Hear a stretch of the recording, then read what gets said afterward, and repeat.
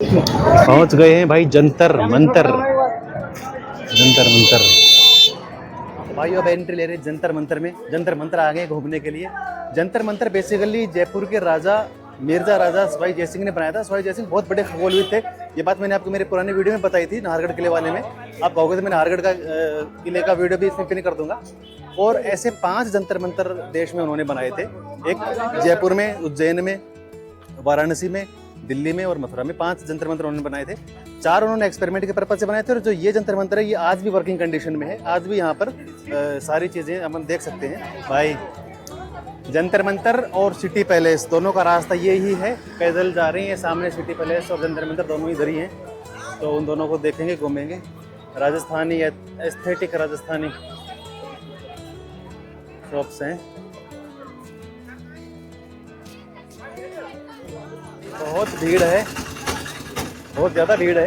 ये पूरा जंतर मंतर है और घूमने वाले बहुत सारे लोग आए हुए हैं। ये इसकी एंट्री है और स्वागत वगैरह यहाँ भी फूल वगैरह रखे हुए हैं। स्वागत करके अंदर भेज रहे थे दिन में, तो अभी तो इसी प्रकार से। और अंदर आगे भाई, अंदर अंदर।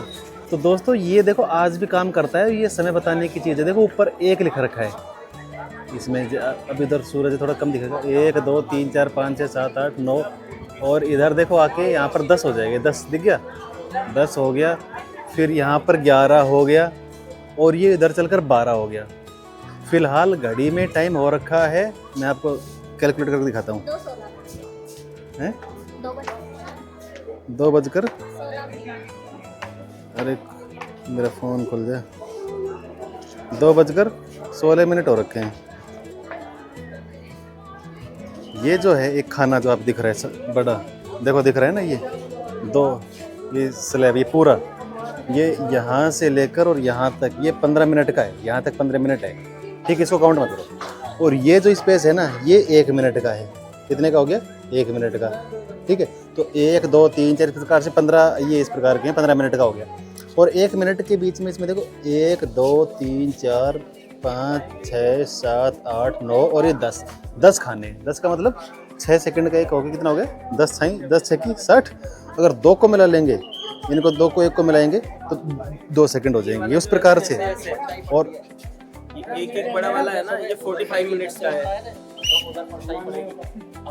और जो टोटल है IST टाइम के हिसाब से 31 मिनट पीछे है। जो जयपुर का लोकल टाइम है ना, उसके हिसाब से ये वर्क करती है।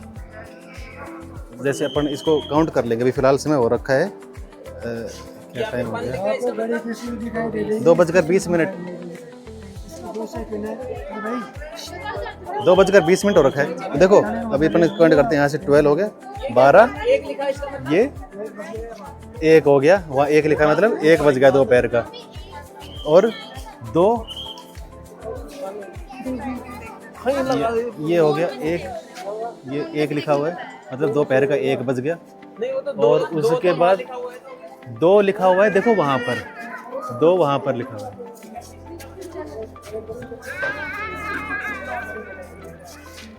2 वहाँ पर है, लेकिन ये घड़ी 2 नहीं बजा रही। इसके पीछे का लॉजिक है कि जयपुर का जो लोकल टाइम है वो IST टाइम से 31 मिनट पीछे है। तो अभी देखो टाइम हो रखा है अपनी घड़ी में 2:20, उसमें से 31 कम कर लो तो यहाँ पर टाइम उतना आ जाएगा। 31 कम करेंगे तो क्या टाइम हो रखा है फिलहाल? 2:21 हुए ना। 31 कम करेंगे तो 1:50 पे कैलकुलेशन आ जाएगी। इसको गिनते हैं। यहाँ पर 1 बज गया, 1 बज गया, ये 15, 1 15, 1 30, 1 45, 46, 47, 48, 49, 1 50 की पूरी कैलकुलेशन आ रही है यहाँ तक। समझ गए आप लोग? वहाँ से गिनेंगे तो 1 वहाँ पर था, 1 के बाद ये 1 2 3 4 5, 1 2 3 4 5 6 7 8 9 10 11 12 13 14 15 16 17 18 19 20 21 22 23 24 25 26 27 28 29 30 31 32 33 34 35 36 37 38 39 40 41 42 43 44 45 46 47 48 49 50 51 52। ज़्यादा हो गया टाइम, घड़ी का टाइम बढ़ गया होगा फ़ोन में। 22 हो गया, हाँ 22 हो गया। 52 पे आ रही है ना, एग्जैक्ट 52 पे आ रही है। ये जो सूरज की छाया यहाँ पे देखो, इस हिसाब से एग्जैक्ट वर्क कर रही है। ये है इसका लॉजिक। और ये ऊपर शाम को 6 बजे तक का टाइम दिखाएगी। तो घड़ी इस प्रकार से है, दोपहर को 12 बजे से शाम को 6 बजे तक का टाइम ये घड़ी दिखा रही है, और सुबह 6 बजे से और दोपहर के 12 बजे तक का टाइम वो इसका पार्ट दूसरा है, वो घड़ी दिखाएगी। ये अलग अलग पार्ट में इसलिए बनाई गई है कि सुबह पूर्व से सूरज निकलेगा तो इधर तो धूप आएगी ही नहीं, इधर तो छाया रहेगी। धूप पड़ेगी सीधी उस कॉर्नर पे, देखो मैं दिखाता हूँ आपको, इस कॉर्नर पर धूप गिरेगी, यहाँ पर ये यहाँ पे सामने यहाँ धूप गिरेगी, तो वहाँ से टाइम मेजर किया जाएगा। उसके बाद 12 बजे यहाँ आ गया, सूरज एकदम ऊपर आ गया, इसके जस्ट ऊपर ये द्वार 12 बजे को इंडिकेट कर रही है। देन अरे भाई देन उसके बाद ये यहाँ से दोपहर 12 बजे के बाद से शाम को 6 बजे तक का, इसमें 6 बजे तक की मार्किंग वहाँ देखो ऊपर, अगर आपको मैं दिखा पाऊँ वहाँ तक की मार्किंग हो रखी है। ये 6 बजे ऊपर 6 बजा रही है। और उसके बाद ये रात का समय सोने का होता है, तो उस हिसाब से ये चीज़ धूप के जब धूप निकलेगी तब ये घड़ी काम करेगी। और ये एक्चुअल में वर्किंग है। ये चीज़ें मैं आपको बता ही चुका। टोटल इन्होंने 5 जंतर मंतर बनवाए थे, 4 एक्सपेरिमेंट पर्पज से थे और एकमात्र यही है जो वर्किंग में था और आज भी वर्किंग है। जब ये जंतर मंतर बनाया गया था उसमें एक भैरव टेम्पल, भैरव जी का मंदिर भी इसमें स्थापित किया गया है। और वो एक मंदिर इधर है छोटा सा, ये भैरव बाबा का मंदिर तो यार तो हमारी संस्कृति रही है। तो ये भैरव जी अब दिखा आपको, ये भैरव जी का मंदिर है। तो भाई अब हम आ गए हैं राष्ट्रीय वलय यंत्र में। ये राष्ट्रीय वलय यंत्र जयपुर वेधशाला के अतिरिक्त किसी अन्य वेधशाला में नहीं है, जितनी भी इन्होंने बनाई थी। और ये राष्ट्रीय वलय यंत्र बेसिकली इस काम में आता था कि पुराने ज़माने में जब कोई बच्चा जन्मता था तो उसकी जन्म पत्री वगैरह जैसे अपन बनाते हैं ना, तो जन्म पत्री वगैरह बनाना हो या फिर राशि किस समय पर पैदा हुआ, क्या उसके ग्रह और नक्षत्रों की स्थिति थी, इन सब चीज़ों के काम में आता था। मैं आपको विस्तार से दिखाता हूँ, सारी चीज़ें बताता हूँ। यहाँ पर 12 ये बने हुए हैं यंत्र, मतलब 12 राशियों को प्रदर्शित करते हैं ये यंत्र। देखो अलग अलग राशियों के इन पे नाम लिखे हुए हैं। मैं आपको सारी चीज़ें विस्तार से दिखाता हूँ। आप पहले इसका थोड़ा डिस्क्रिप्शन ले लो, वीडियो पॉज कर आप इस चीज़ को पढ़ सकते हो। राष्ट्रीय वलय यंत्र क्या है, ये इस प्रकार से है। क्योंकि बहुत से लोग होंगे जो नॉलेज के लिए चीज़ों को पढ़ना चाह रहे होंगे बेसिकली, तो मैं उनके लिए एक बार हिंदी वालों के लिए और एक बार इंग्लिश, अगर कोई इंग्लिश में पढ़ना चाहे वो इंग्लिश में देख सकता है। ये इंग्लिश में लिखा हुआ है। जोडेक साइन जो होते हैं, जोडेक सर्किल वगैरह इंग्लिश में जैसे बोलो तो चलो यहीं से शुरू करते हैं। ये राशि वलय है मकर राशि जो होती है ना, जिसको क्या बोलते हैं, कैप्रिकॉन, मकर राशि के लिए। तो इस प्रकार से आपने देख लिया, इसमें वही सेम चीज़ें हैं। ये कौन शंकु के आकार क्या करते हैं आपने इसमें पढ़ा होगा। ये मकर का जो साइन होता है वो मकर राशि का, ठीक है। और वो कौन क्या समान आकृति होगी, कौन की कोनिकल शेप होगी, और इसका ये इंक्लाइनेशन एंगल हो गया। इसके हिसाब से इस पर देखो ये लिखी हुई हैं चीज़ें। यहाँ पर लिखा है 15, 14, 13, 12, 11, 10, 9, 8, 7, 6, 5, 4, 2, 1, 0। वो देखो वहाँ से 0 से शुरू हो रहा है। ये मैं एक का समझा देता हूँ, फिर बाकी का हर किसी का शेप में राशियाँ आपको दिखा दूंगा सारी, है ना। इस प्रकार थोड़े धुंधले अक्षर देखो, ये आपको दिख रहे हैं ना। ये हो गया 9, ये 10 हो गया, 11 हो गया, 12, 13, 14 एंड 15। देन इधर 0 दूसरी साइड से, ये देखो 0, 1, 2, 3, 4, 5, 6, 7, 8, 9, 10, 11, 12, 13, 14 और 15, ठीक है। क्योंकि वो अलग अलग पक्ष होते हैं ना, कृष्ण पक्ष और शुक्ल पक्ष, शायद उस हिसाब से होता होगा ये, तो उसका ये बेसिकली। और दूसरी साइड से देखने के लिए देखो इसमें ये डिग्री, वो तो कोनिकल शेप होगी और एंगल की बात हो रही थी। यहाँ देखो ये 180 डिग्री पर है, तो अपन नापते हैं ना। आजकल जैसे जन्म पत्री आ गई, उसे पंडित देख कर देते थे। पहले उसके जन्म के आधार पर चीज़ें देखी जाती थी कि उस समय क्या ग्रह स्थिति होगी और क्या कौन था, किस हिसाब से कौन सा योग है, बोलते थे ना राजयोग, इसके ये योग है, वो इस हिसाब से नापा जाता था। देखो 180 डिग्री हो गया, 210 डिग्री हो गया यहाँ पर आकर, और आगे जाकर 240 डिग्री का एंगल हो गया, 270 डिग्री का एंगल हो गया। मतलब पूरा सर्कल बनाएगा इस प्रकार से। हाफ सर्कल अपन कह सकते हैं इसको, हाफ सर्कल ये बना रहा है। आगे देखो इधर यहाँ 360 डिग्री आ गया, मतलब वो वहाँ पर 270 आ गया था ना, मतलब वहाँ पर 270 था। 270 के बाद ये देखो यहाँ 300 आ गया, 300 के बाद 330 आ गया, दिख रहा है 330, एंड देन ये 360। इस हिसाब से ये काम कर रहा है, ठीक है। दूसरा स्कॉर्पियो, वृश्चिक जिसे बोलते हैं, वृश्चिक राशि का, वो इसमें भी सेम ही प्रोसेस है। वो देखो पुरुष का जोडिक साइन और ये 15 तक की ये कैलकुलेशन होगी, सेम चीज़ें। और इधर ये इंक्लाइनेशन एंगल इनका, वो हम लोग यार हाथ लगाते हैं ना तो इनको देखो वो हो गया थोड़ा धुंधला हो गया, 240, 270, ये 100, 150, 120 इस प्रकार से है, मतलब अलग अलग एंगल पे। वो आपने देखा होगा किसी ने अगर जन्म पत्री वगैरह पढ़ी है, कोई जानता है अगर ब्राह्मण वगैरह किसी ने इस प्रकार का ज्ञान लिया है इन चीज़ों का, तो वो इन चीज़ों को बहुत आसान से इसे कर सकता है।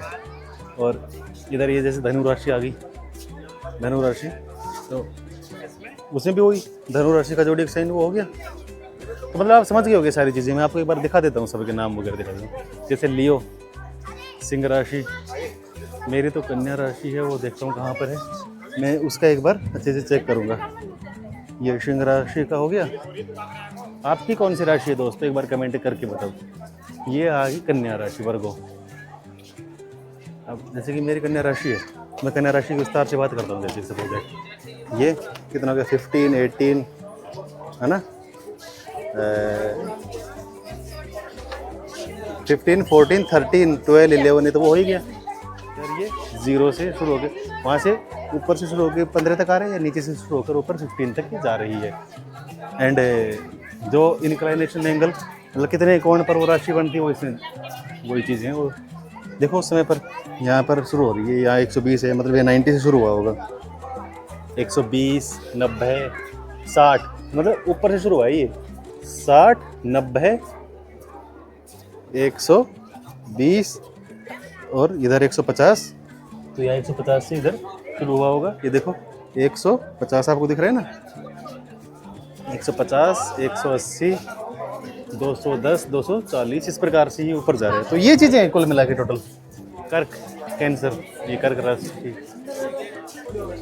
वही सेम चीज़ है इसमें भी यार। कर्क राशि होगी, मैं राशियों के नाम दिखा देता हूँ अब आपको बस सीधे सीधे।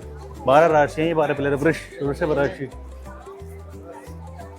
उधर मिथुन आ गई, सेमिनी मिथुन राशि आ गई। इधर राशि कुंभ राशि आ गई है, कुंभ। और ये सब चीज़ें मेष, ये मेष हो गया। और इधर लास्ट में मीन, जो मैं छोड़ गया था, जो सबसे लास्ट में आती है मीन राशि, ये मीन राशि हो जाएगी इधर। अब बात करते हैं राम यंत्र की। ये राम यंत्र का डिस्क्रिप्शन है। ये रात के समय तारों और ग्रहों की स्थिति और दिगांश को जानने के काम आता है। आप वीडियो पॉज करके इसके बारे में पढ़ सकते हैं।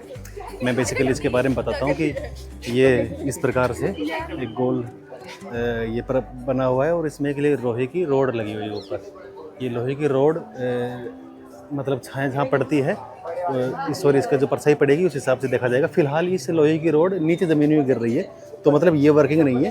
ये दो बने हुए हैं, एक घंटे के अंतराल में दोनों काम करते हैं। 1 घंटे ये काम करेगा, दूसरे घंटे में वो दूसरा उधर है वो काम करेगा। तो अभी वो वर्किंग है, मैं उसमें चल के आपको बताता हूँ कि किस प्रकार से काम करता है। इसका काम है दिगांश और अक्षांश जो हैं, ग्रहों की स्थितियाँ क्या हैं उस प्रकार से, और रात के समय तारों की और ग्रहों की क्या स्थितियाँ चल रही हैं, उन सब चीज़ों को पता करने में इस क्या नाम से यंत्र का प्रयोग किया जाता है। फिलहाल ये वर्किंग है क्योंकि इसमें पड़ रही है, देखो इसमें ये है लोहे की रोड और इसकी परछाई यहाँ ये पड़ रही है। तो मैं उधर जाके आपको दिखाता हूँ, उधर जाके कि ये हाउ इट, देखो इसमें एंगल्स वगैरह लिखे होते हैं। ये यहाँ पर देखो इस प्रकार से इधर से लिखा हुआ, अगर आपको दिख रहा हो तो 90 वगैरह इस प्रकार से इसमें, और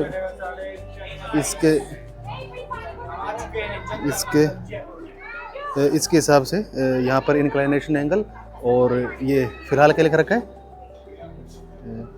84, 90,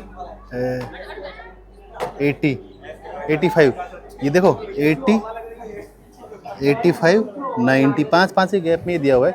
तो कितने डिग्री पर क्या अक्षांश पर उसकी स्थिति है। और ऊपर देखो इधर यहाँ पर ये आ रहा है, यहाँ पर आने का मतलब इसको वहाँ से चेक करेंगे तो 35। अक्षांश और देशांतर दो रेखाएं होती है ना, अक्षांश और दिगांश, तो उनका प्रॉपर में ज्ञात करने में दिन में ये काम करेगा, और रात में, दिन में तो सूरज का कर देगा इसने, और रात में जो चांद तारे हैं या ग्रह हैं उनकी स्थिति के बारे में बता देगा एग्जैक्टली क्या लोकेशन है, किस प्रकार से।